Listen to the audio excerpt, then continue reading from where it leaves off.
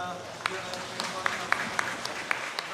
감사와 긍휼의 박수를 돌리겠습니다. 하나님께서 이 찬송의 고백처럼 우리의 삶의 자리 가운데 가나안 땅의 그 귀한 성에 들어가는 은혜를 붓고 계신 줄로 믿습니다. 자, 우리가 이제 일상의 삶을 살아갈 때 그 타임라인이라는 말이 있습니다. 타임라인. 영어를 이제 한국말로 그대로 번역하면은 시간 줄이라는 뜻이지 않겠습니까? 그래서 이 타임라인을 가장 쉽게 표현하면은 시간의 순서대로 그린 지도라는 뜻이에요. 어떤 일이나 이 사건이 언제 어떤 순서로 일어났는가를 한눈에 알아보기 쉽도록 일직선 위에 순서대로 늘어놓은 것을 일컫는 말입니다. 여러분의 인생 지도를 타임라인으로 설명하면 이렇게 설명할 수 있겠죠. 우리 모두의 공통점이에요. 시간은 조금씩 다르지만은 출세하는 그날이 있고, 그 다음에 시간 좀 지나고 나면 입학하고 졸업하는 것을 반복하지 않습니까? 그러고 나면 어떡합니까? 취업하고 또 취업생활 좀 하다가 일생활 좀 하다가 결혼합니다. 그러다 보면서 이제 아이들이 태어나면서 장년기를 보내고 노년기를 보내죠. 오늘 예배전에 나와 계시는 성도님들은 어떤 시간대를 보내고 계실까요? 또 이제 그 요리를 할 때도 마찬가지지 않습니까? 요리를 그 타임라인으로 설명하면 재료를 이렇게 사가지고 손질을 합니다. 그 다음에 물을 끓이죠. 그 다음에 이제 뭐 면을 넣거나 이 고기를 넣습니다. 그 다음에 이제 양념을 넣고 그 다음에 조리를 하죠. 그러면은 이 맛있는 음식 하나가 완성이 됩니다. 그 타임라인을 곰곰이 생각해 보면 우리는 시간 속에서 살아가는 존재들이에요. 시간 안에서 살아가는 존재들. 그래서 우리가 이제 일상의 삶을 살아갈 때 나의 시간에 지금 주어진 시간은 어느 때에 있는가 이 아는 게 굉장히 중요합니다. 어떤 회사에서 제품 하나를 만들어낼 때도 이 타임라인이 중요하지 않습니까? 처음부터 이 금나와라 뚝딱 하면서 핸드폰이 만들어지고 자동차가 만들어지지 않잖아요. 소망합니다. 예배자리에 나오신 성도님들의 삶이 하나님 나라 가는 그날까지 하나님께서 함께 하시는 은혜의 시간을 보내시기를 주의 이름으로 축복합니다. 그럼 비유의 말씀은 이 천국 알곡으로 자라가는 영적 타임라인에 대한 말씀이에요. 그래서 이 비유의 말씀을 곰곰이 생각해 보면 뿌리를 내리는 시간이 있고 또 자라나고 성장하는 시간이 있고 결실하고 열매를 맺는 시간이 있습니다. 이 천국을 향하여 나아가는 성도님들의 이 영적 여정, 구원의 타임라인은 지금 어디쯤에 와 계실까요? 어떤 이는 믿음의 뿌리 이제 막 내리고 계실 것 같아요. 어머니 모태에서 주를 만난 주의 백성들이 있다면 아마 유년기 때, 성장기 때 믿음의 뿌리를 내렸을 것이고, 그 인생을 살아가면서 예수님하고는 복음하고 아주 거리가 먼 삶을 살았던 분들이 계신다면 인생의 황혼기에 또는 죽음이 코앞에 있는 그 순간에 예수를 만나는 분들도 있더라고요. 또 어떤 분들은 이 사랑과 은혜의 양분을 듬뿍 받고 누림으로 잘 자라나고 있는 분들도 계실 것 같아요. 영적으로 성장하고 있는 과정. 또 어떤 분들은 이 성령의 열매 생명나무의 이 12가지 열매를 매달마다 맺고 그 열매를 나누는 이 복된 삶을 살고 있는 분들도 계실 것 같습니다. 소망합니다. 성령께서 역사해 주셔서 주님 나라 가는 그날까지 예수님께서 원하시는 그 알곡 성도의 삶을 살아내시기를 주의 이름으로 축복합니다. 그래서 본문의 말씀은 이 제자들이 예수님께 물어보죠. 밭의 가라지의 비유. 우리는 이 말씀을 대면할 때 꼭 이분법적인 논리를 가지고 누가 가라지고 누가 알곡인가 누가 곡식인가 이런 데 관심이 많아요. 그러니까 예수님께서 원하시는 말씀의 핵심이 있습니다. 무엇입니까? 성장하는 거예요. 자라나는 것입니다. 그래서 우리가 예수님의 그 마음을 곰곰이 묵상해 보면 천국은 좋은 씨를 제 밭에 뿌린 사람과 같다. 천국은 사람이다라고 얘기하는 게 아니고 천국은 사람과 비슷하다라는 거예요. 그래서 이 좋은 밭에 씨를 뿌린 이 농부의 마음, 그 농부의 마음은 무엇이겠습니까? 알곡들이 곡식들이 자라나는 거예요. 그리고 때가 되면 열매를 거둬들이는 겁니다. 소망합니다. 예배자리 나오신 성도님들의 삶이 주님께서 기뻐하시는 알곡으로 자라가는 은혜의 삶들 될 수 있기를 주의 이름으로 축복합니다. 그래서 이 좋은 씨는 예수의 말씀처럼 천국의 아들들이에요. 그 씨는 생명력이 있어 번창하지 않습니까? 그와 마찬가지로 천국의 아들들은 이 세상에서 왕성한 생명력으로 번창해 간다는 거예요. 천국의 씨앗된 성도들이 이 다른 생명을 잉태하게 된다는 것입니다. 그래서 내가 구원받은 하나님의 백성이고 하나님의 자녀이고 천국의 아들들이라면 내 삶에 어떤 열매가 맺혀져야 되는가? 보좌 우편에 계시는 주님께서 그토록 원하시는 천하보다 귀한 그 한 영혼이 구원함에 이르는 구원의 열매를 내가 맺고 있는가? 그 믿음의 결단이 일어나는 이 복된 예배 시간 다 될 줄로 믿습니다. 밭은 무엇입니까? 밭은 이 세상이에요. 하나님이 사랑하신 이 세상입니다. 하나님이 세상을 이처럼 사랑하사. 그래서 우리는 세상을 바라보는 눈이 중요합니다. 이 세상을 하나님께서 어떻게 바라보고 계실까? 물론 이 세상 가운데 죄와 악이 만연합니다. 오늘이 광복기념주일이에요. 광복감사주일입니다. 하나님께서 역사의 주인 되시고 시간의 주인 되시고 그 은혜를 이 나라의 민족에게 허락하지 않으냐 하셨더라면 오늘 우리의 삶은 어떤 삶이 되었을 것 같으세요? 우리의 말과 우리의 글을, 우리의 이름을 마음껏 쓰고 마음껏 말하고 마음껏 부를 수 있겠습니까? 우리가 지금 모여서 하늘 아버지 앞에 예배를 하고 있는데 광복의 은혜를 주시지 아니하였더라면 일본의 이 천황을 신이라고 넙죽넙죽 절을 하고 그런 인생길을 걷고 있지 아니할까요? 그러니까 이 광복 기념주일날 이 나라의 민족을 위하여서 한국교회를 위하여서 그날 순교의 길을 걷던 주기철 목사님의 신앙을 곰곰이 묵상하면 그 순교자의 신앙이 얼마나 귀한지 몰라요. 소망합니다.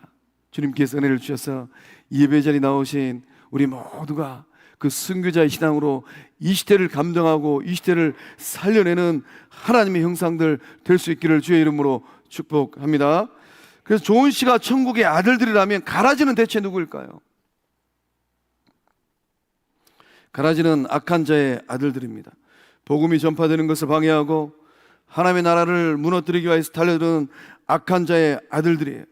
요한복음 6장 70절에서 예수님께서 말씀하십니다. 예수께서 대답하시되 내가 너희 12를 택하지 아니하였느냐? 그러나 너희 중에 한 사람은 마귀니라.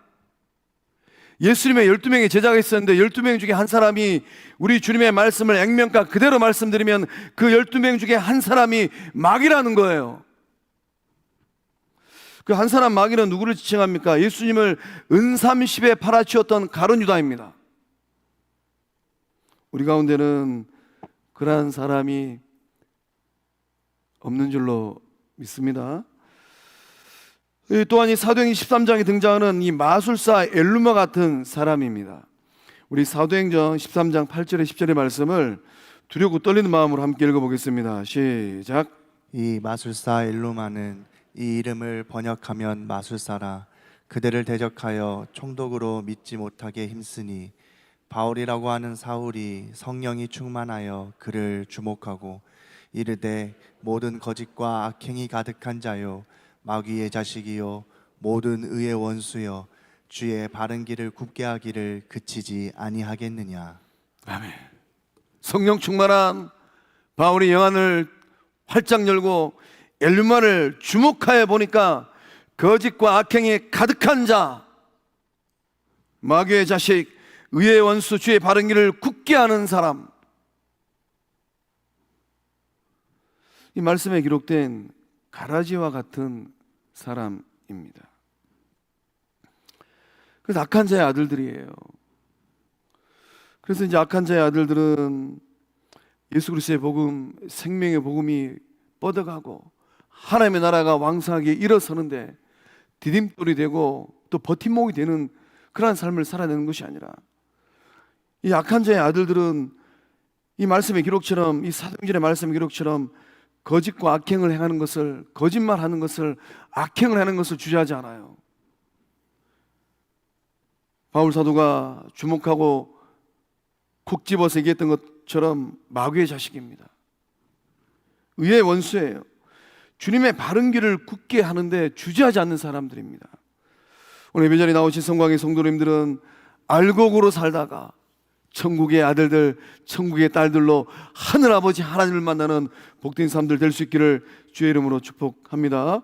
그래서 천국의 알곡으로 자라가기 위해서는 우리가 어떻게 해야 되겠습니까? 나를 좋은 씨앗으로 심으신 하나님의 목적과 정체성을 확실하게 해야만 합니다.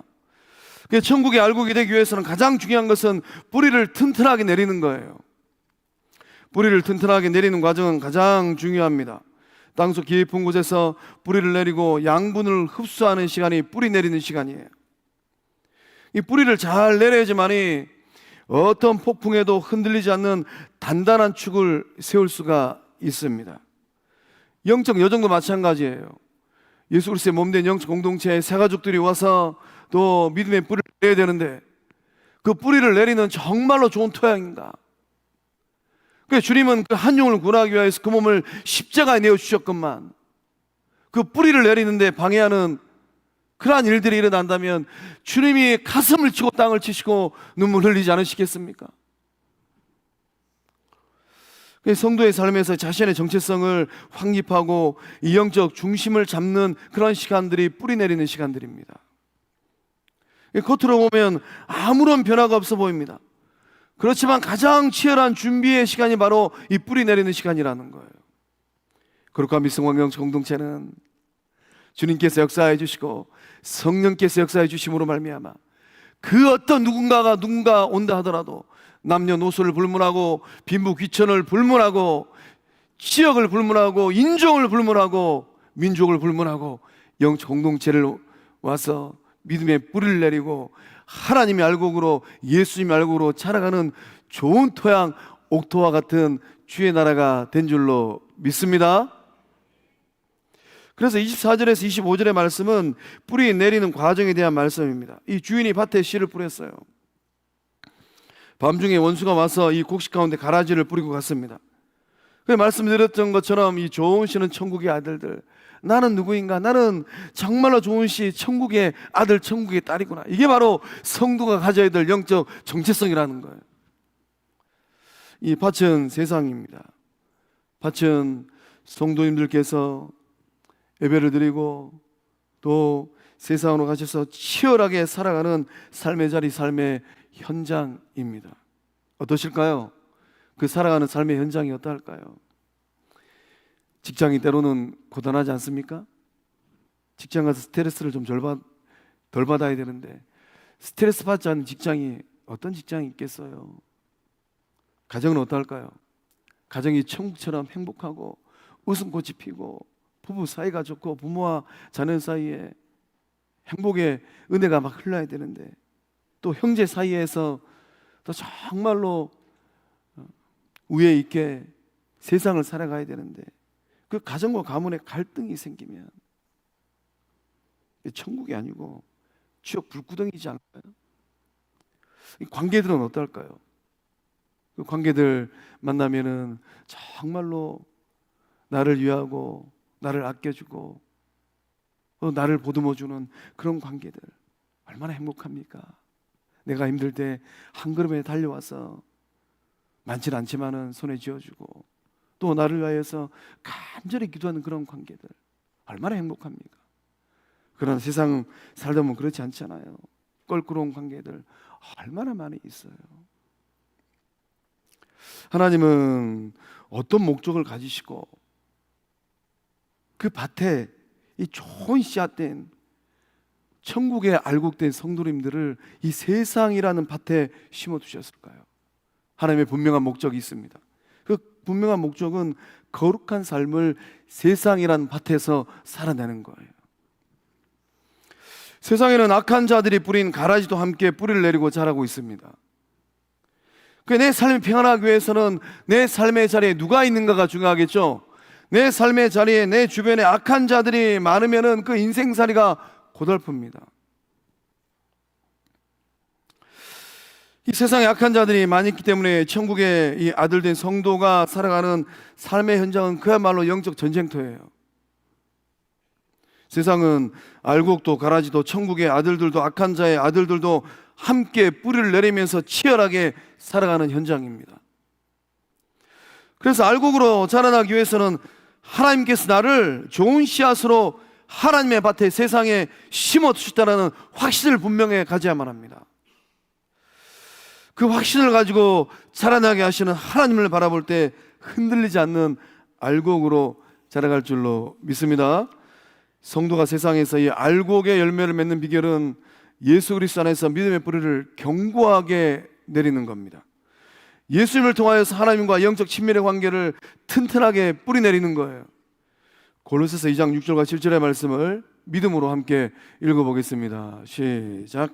그러므로 너희가 그리스도 예수를 주로 받았으니 그 안에서 행하되 그 안에 뿌리를 박으며 세움을 받아 교훈을 받은 대로 믿음에 굳게 서서 감사함을 넘치게 하라. 아멘. 골로새 교회 성도들은 예수님을 주로 받았답니다. 예수님이 내 인생의 주인이라는 뜻이에요.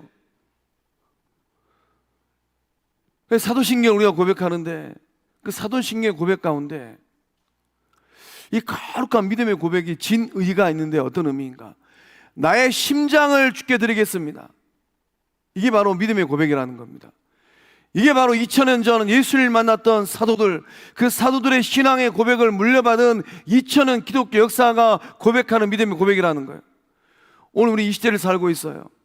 우리는 주를 위하여서 예수를 향하여서 어떤 고백을 해야 되겠습니까? 나의 심장을 주께 내어드리겠습니다.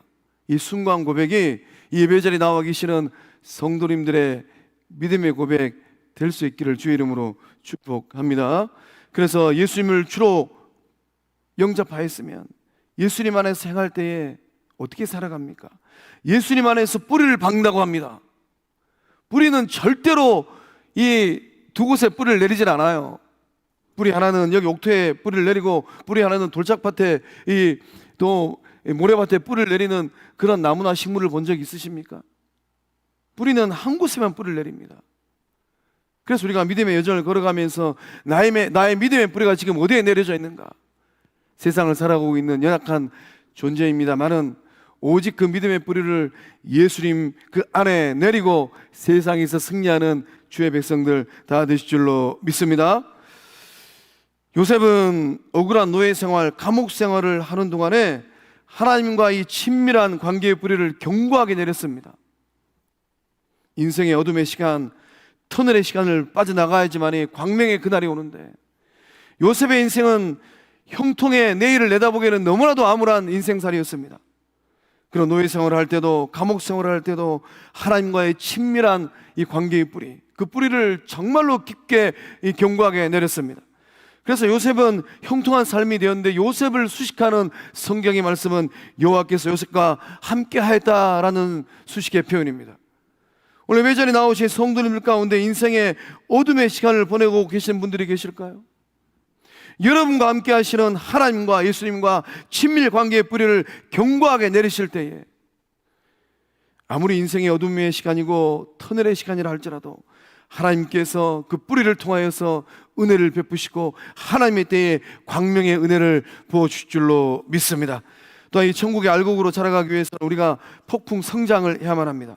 우리의 조급한 마음을 내려놓고 하나님의 때를 기다리면서 성장해야만 합니다. 자라나는 이 성장의 과정은 순탄한 과정이 아니에요. 시련이 있고 고통의 시간을 견디고 인내해야만 합니다. 줄기가 올라오고 가지를 뻗어가는데 온실 속의 화초처럼 그렇게 성장하지 않잖아요. 비바람이 불고 이 따가운 햇볕을 온몸으로 받아내는 시간이 필요합니다. 이 자라나고 성장하는 과정에서 때로는 시행착오를 하기도 해요. 또 좌충우돌하기도 합니다. 외부의 자극을 경험하기도 해요. 이런저런 경험을 통하여서 유연함과 단단함을 동시에 키워갑니다. 그래서 성장의 과정 가운데 이 심리적으로 유연성이 있는가, 또 그 심지가 견고한 견고성이 있는가. 그래서 우리가 인격을 바라볼 때 외유 내강의 이 모습들, 외적으로는 정말로 부드럽습니다. 그러나 그 내면은 정말로 견고해요. 그러한 인격을 형성하였는가에 따라서 세상을 대하는 모습이 달라지지 않습니까? 이 성장의 과정 가운데 단순히 이 몸집을 키우는 것, 그런 과정이에요. 이 크기가 확장되는 것만큼 질적으로도 인격적으로도 성숙을 해야만 합니다. 이 성숙의 과정을 걸어가면서 나만의 색깔을 가지고 가치관을 확실하게 하고 판단력을 길러가고 집중력을 만들어가는 이 배움의 시간들, 이러한 시간들이 중요합니다. 영적 공동체도 마찬가지예요. 우리 영적 공동체가 75년이라는 짧지 않은 시간입니다. 한국교회 역사를 놓고 보면은 이 75년의 시간 가운데 우리 영적 공동체는 성장하고 성숙하였을까요? 예배전에 나오신 성도님들은 주를 향하여서 믿음의 여정을 걸어가실 때 어느 정도 성장하시고 어느 정도 성숙하셨을까요? 그 시간이 지나고 나면은 결실할 때가 옵니다. 결실할 때가 되니까 알곡도 자라고 가라지도 자랐어요. 이 마침내 이 결실할 때가 되니까 이 가라지의 정체가 눈에 확실하게 띄지 않습니까? 알곡들 사이에서 이 어느덧 자라버린 이 가라지의 정체, 이 주인의 종들이 막 안달입니다. 당장 주인에게 달려와서 청을 하지 않습니까? 주여, 밭에 좋은 씨를 뿌리지 않았습니까? 이 가라지는 대체 어디서 생긴 것입니까? 주님이 원하시면 당장으로 달려가서 이 가라지를 뿌리채 뽑겠습니다. 그걸 원하십니까? 이렇게 묻고 있는 것이죠. 이 말씀을 곰곰이 묵상하면 이런 종들의 심정이 충분히 이해가 됩니다. 알곡의 양분을 빼앗아 먹고 농부의 수고를 헛되게 하는 이 가라지, 당장이라도 뽑아버리는 것 인지상정이지 않겠어요? 이 가라지를 뽑아내야지만이 밭이 깨끗하게 정결하게 유지될 것 같습니다. 성도가 이 세상을 살아가면서 세상의 부조리를 바라볼 때 느끼는 감정이지 않을까요? 세상이란 밭은 알고만 있는 게 아닌 것 같아요. 가라지들이 많잖아요. 그러니 세상이 고통이지 않겠습니까? 그런 세상을 바라볼 때, 세상의 부조리를 바라볼 때 이 성도의 마음 안에 거룩한 의분이 올라오잖아요. 당장이라도 불의한 세력을 제거해버리고 싶은 생각이 간절해지지 않습니까? 하나님, 왜 저런 불의한 사람들이 득세합니까? 하나님, 왜 당장이라도 그 불의한 세력들을 벌하지 않습니까? 즉시라도 불을 내려서 멸망시키는 것 하나님 당연한 건 아닙니까? 이런 질문들이 막 우리 안에서 올라오잖아요. 예수님께서 무엇을 말씀하셨습니까? 함께 자라게 내버려 두라고 말씀하셨어요. 우리 29절과 30절 상반절의 말씀을 예수님 마음으로 함께 읽어보겠습니다. 시작. 주인이 이르되 가만두라. 가라지를 뽑다가 곡식까지 뽑을까 염려하노라. 둘 다 추수 때까지 함께 자라게 두라. 아멘. 예수님 말씀하십니다. 가만두라. 가라지를 뽑다가 곡식까지 뽑을까 염려하노라. 알곡과 가라지 둘 다 추수 때까지 함께 자라고 두라고 말씀하시는 예수님의 마음이 느껴지실까요? 가라지가 이뻐서가 아니에요. 가라지의 불의를 용납해서도 아닙니다. 알곡이 다치는 것을 염려해서입니다. 가라지는 독보리라고 해요. 식물학적으로 보면 독보리는 자라면서 알곡의 뿌리와 모질게 얽혀 있다고 합니다. 뿌리가 얽혀 있는 거예요. 그래서 이 농부가 이 독보리인 가라지를 힘주어 뽑아내면 어떠한 일이 일어나겠습니까? 알곡의 뿌리가 함께 찢겨 나가게 된다고 해요. 그러면 뿌리 없는 알곡은 말라서 죽는다고 합니다. 성도는 하나님의 때를 기다리면서 영적으로 성장하고 성숙해야만 합니다. 성도는 영적으로 자라남과 성숙하고 성장하는 목표가 있어요. 예수 그리스도를 닮아가는 것까지 자라나야만 합니다. 그까지 성장하고 성숙해야만 해요. 바울은 에베소 성도들 향하여서 에베소 4장 15절의 말씀을 통하여서 이렇게 도전합니다. 우리 함께 읽어봅니다. 시작. 오직 사랑 안에서 참된 것을 하여 범사에 그에게까지 자랄지라. 그는 머리니 곧 그리스도라. 아멘. 범사에 예수님에게까지 자라가라고 권면하고 있습니다. 멈춰서는 안 된다라는 거예요. 주님 만나는 그날까지, 예수의 신부로서 신랑 되신 예수님을 만나는 그날까지 성장하고 자라가야만 한다는 거예요. 성숙해야만 한다는 것입니다. 교회가 양적으로 좀 늘어났다고 해서 예수님 닮았을까요? 그게 아니라는 것이죠. 나무는 거센 바람을 유연하게 견디면서 자랍니다. 성도는 어떻게 자라가야 될까요? 가라지와 같은 이 악한 자의 아들들이 난무하는 세상 속에서 성도는 더불어 함께 살아갑니다. 때로는 실패와 좌절을 경험합니다. 그러한 삶의 자리에서 나를 더 단단하게 만드시는 하나님의 뜻을 발견하고 그 하나님의 뜻을 깨닫고 자라가는 거예요. 범사 예수 그리스도 십자가를 마음에 품고 꾹 참고 인내하면서 성장하고 성숙하는 것입니다. 어디까지? 머리 대신 예수 그리스도를 닮아가는 것까지. 생각도 마음도 입술의 말도 두 손과 두 발의 행동거지도. 그렇게 자라가는 천국에 알곡된 우리 성광의 성도님들 될 수 있기를 주의 이름으로 축복합니다. 또한 천국의 알곡으로 자라가기 위해서는 열매 맺음이 있어야만 합니다. 마침내 다가올 이 결실과 이 추수의 날을 바라보고 성장해야만 합니다. 30절과 40절의 말씀을 함께 읽어보겠습니다. 시작. 추수 때에 내가 추수꾼들에게 말하기를 가라지는 먼저 거두어 불사르게 단으로 묶고 곡식은 모아 내 곡간에 넣으라 하리라. 그런즉 가라지를 거두어 불에 사르는 것 같이 세상 끝에도 그러하리라. 아멘. 이 두 절의 말씀이 얼마나 큰 위안인지 몰라요. 추수 때에 내가 추수꾼들에게 말하기를 가라지는 먼저 거두어 불사르게 단으로 묶고 곡식은 모아 내 곡간에 넣어라.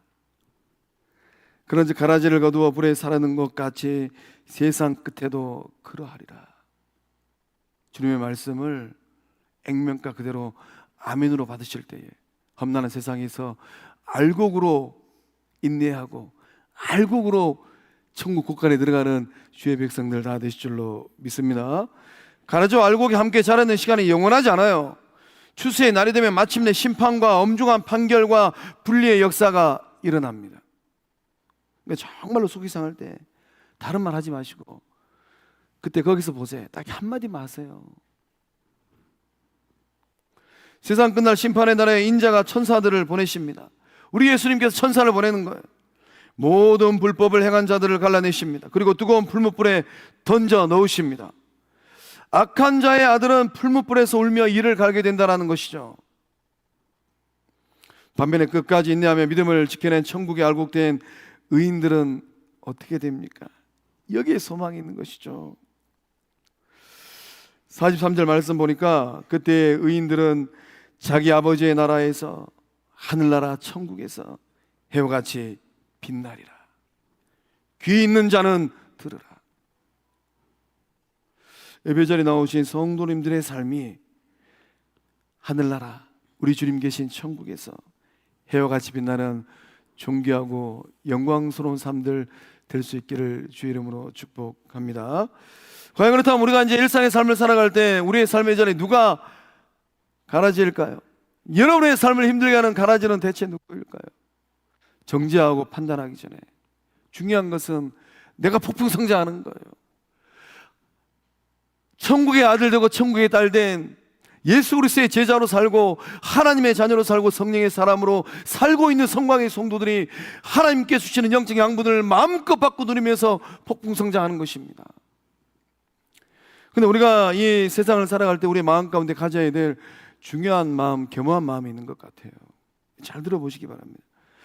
그 폴 트루니에라는 이 영성가가 있고 인격 의학자 의사가 있습니다. 폴 트루니에. 개인적으로 제가 참 좋아하는 의사이고 영성가입니다.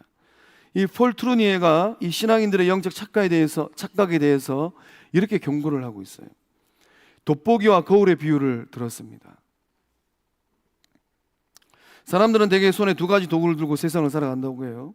돋보기하고 거울이라고 합니다. 이 돋보기는 언제 쓸까요? 타인을 바라볼 때 쓴다고 해요.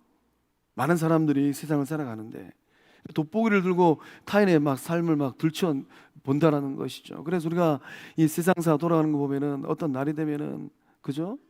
세상에 있는 사람들 청문회 하면은 다 들춰버리잖아요. 돋보기 들어밀잖아요. 다 비슷하면서. 또 거울은 언제 쓰겠습니까? 세상에는 많은 사람들이 이 거울을 가지고 자기 자신을 바라볼 때 쓴다라고 해요. 신앙인은 어떻게 해야 될까요? 신앙인은 세상 어떻게 살아가야 될까요? 우리 주변에도 가라지가 많이 있을 것 같은데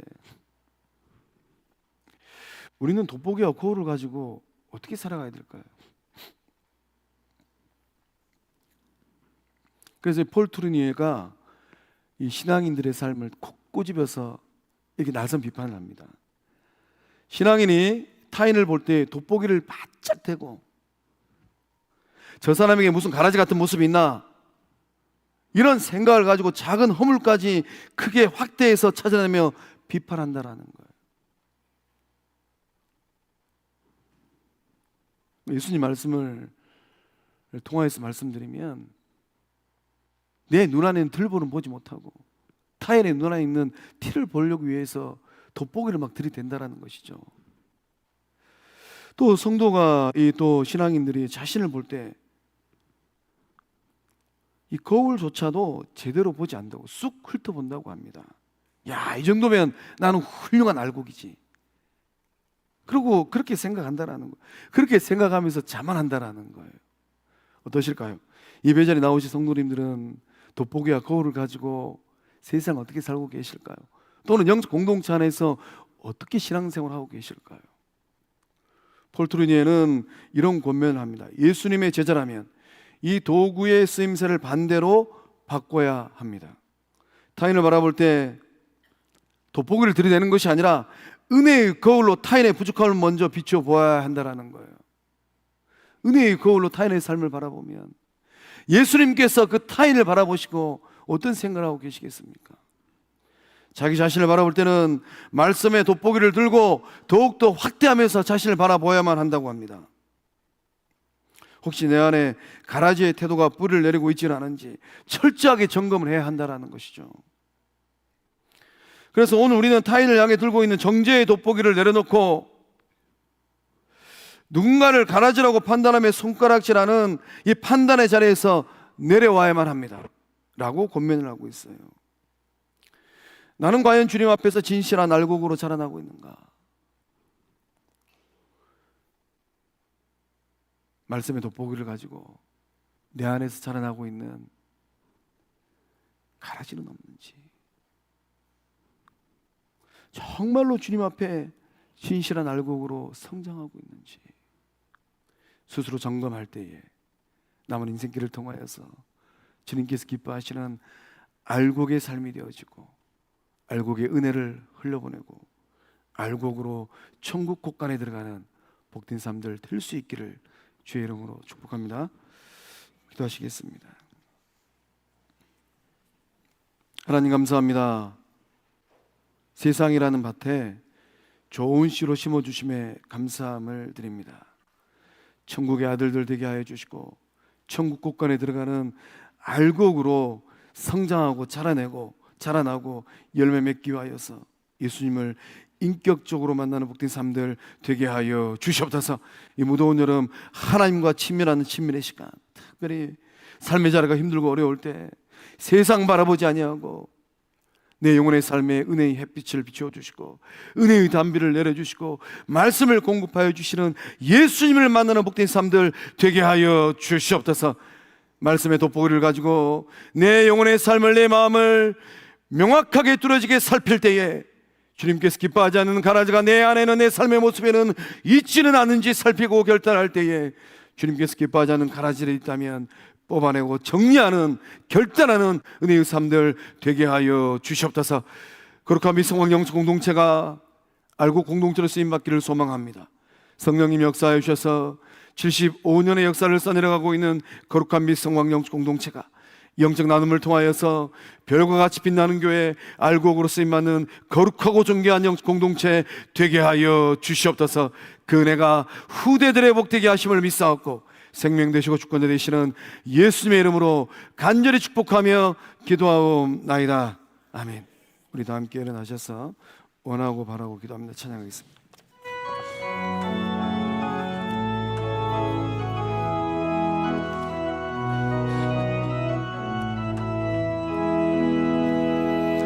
이 세상을 살아가는 동안에 나의 힘을 의지할 수 없어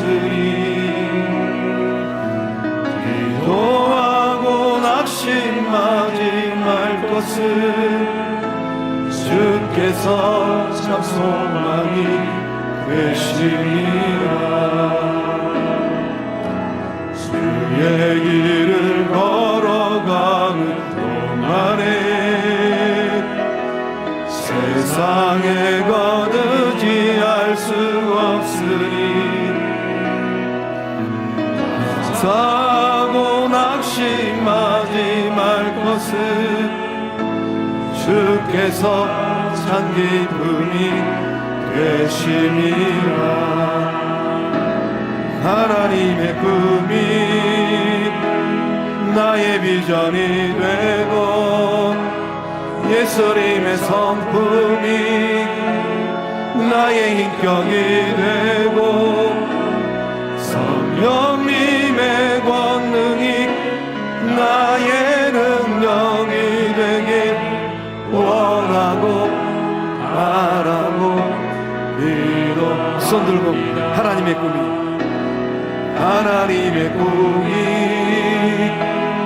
나의 비전이 되고 예수님의 성품이 나의 인격이 되고 성령님의 권능이 나의 능력이 되길 원하고 바라고 기도합니다. 우리 예수님께 영광의 박수 올리겠습니다.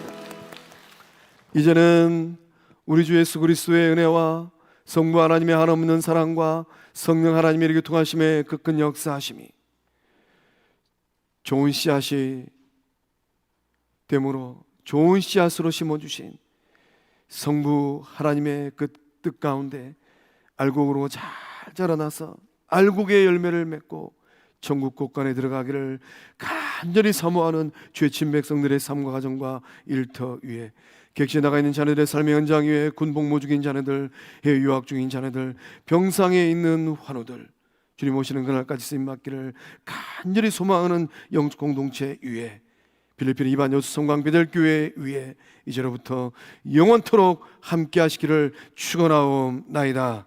아멘.